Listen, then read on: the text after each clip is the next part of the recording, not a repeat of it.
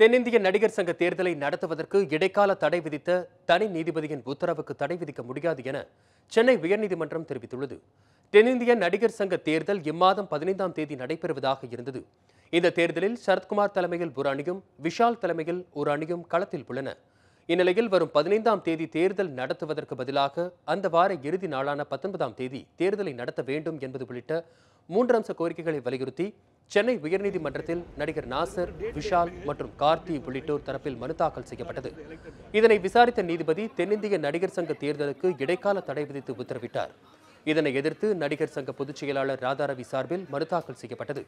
உயர்நீதிமன்ற தலைமை நீதிபதி சஞ்சய் கிஷன் கவுல் மற்றும் நீதிபதி சிவஞானம் ஆகியோர் கொண்ட அமர்வு முன்பு இந்த மனு இன்று விசாரணைக்கு வந்தது.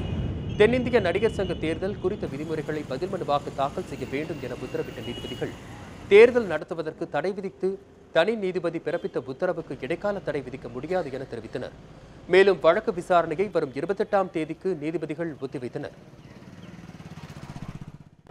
நடிகர் சங்க தேர்தல் தொடர்பாக தனி நீதிபதி விதித்த உத்தரவை எதிர்த்து நடிகர் சங்கத்தின் சார்பாக சென்னை உயர்நீதிமன்றத்தில் முதன்மை அமர்வில் மேல்முறையீடு மனு தாக்கல் செய்யப்பட்டது.